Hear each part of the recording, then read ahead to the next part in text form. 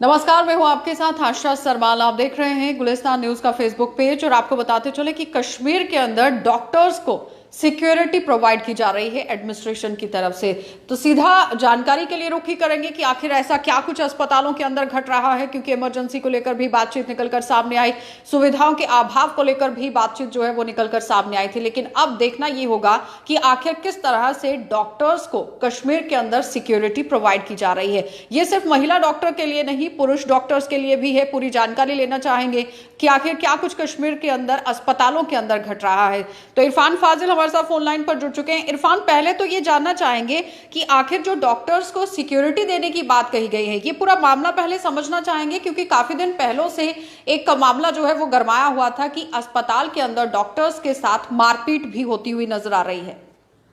देखिए आशा, जिस तरीके से लगातार हम देख रहे हैं कोविड का कहर है, उसी कहर को लेकर अब जब ये सिलसिला अस्पतालों की और ज्यादा बढ़ रहा है तो जाहिर सी बात है कि पेशेंट्स भी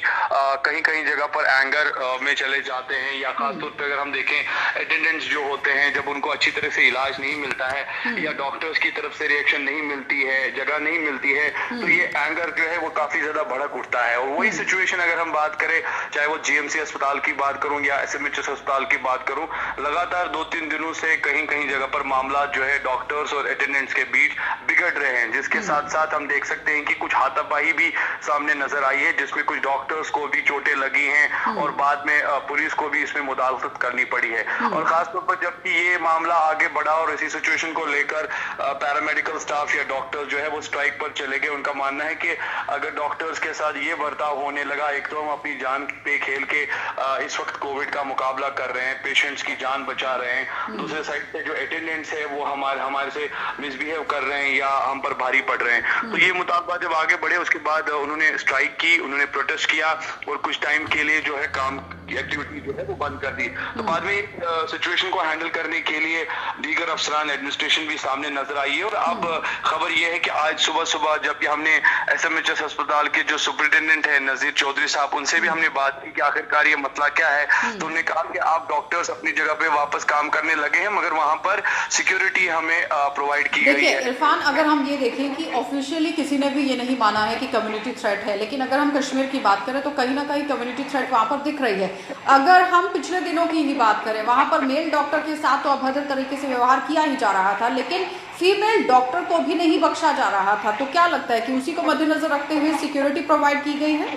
देखिए सीधी सी बात है, कह सकते हैं कि एक मैर में दो तलवारें नहीं रह सकती है। अगर बात करें जिस तरीके से सिचुएशन इस टाइम हैंडल करनी है डॉक्टर्स को लेकर, जो पहले भी हमने देखा कि डॉक्टर्स ही शिकायत कर रहे थे, एडमिनिस्ट्रेशन के खिलाफ नारेबाजी चल रही थी कि हमें पीपीआई किट्स वगैरह प्रॉपर्ली प्रोवाइड नहीं किए जा रहे हैं, हमारी ड्यूटी नहीं देखी जा रही है, और उसके बावजूद भी अगर बात करें तो कई सारे मामला जो है फिर डॉक्टर्स को कुछ सस्पेंड भी किया गया। मगर अब जो है, अब सिचुएशन काफी ज्यादा बर्निंग एंड बॉइलिंग है, क्योंकि कोविड काफी ज्यादा बढ़ रहा है। अब 700 के करीब केसेस दिन में आने शुरू हो गए हैं। दूसरे एडमिनिस्ट्रेशन का ये मानना है कि अब जगह भी बंद हो रही है, कम हो रही है, जो बेड्स वगैरह है वो भी खत्म हो चुके हैं। सिक्योरिटी है इरफान, वो किस तरीके से सिक्योरिटी दी गई है? अस्पताल के बाहर कोई पोस्ट बनाई गई है या फिर किस तरह से? बिल्कुल बिल्कुल, सिक्योरिटी जो है जिस तरीके से हमने देखा कि अटेंडेंट्स की एक लाइन लगा करती थी पेशेंट्स के साथ, अब जो भी अटेंडेंट या पेशेंट होगा उसको एक बार बाज़ाब्ता तौर पर एक पास मिलेगा और वो पास उसको सिक्योरिटी की तरफ से प्रोवाइड किया जाएगा पहले ही एंट्री पॉइंट में,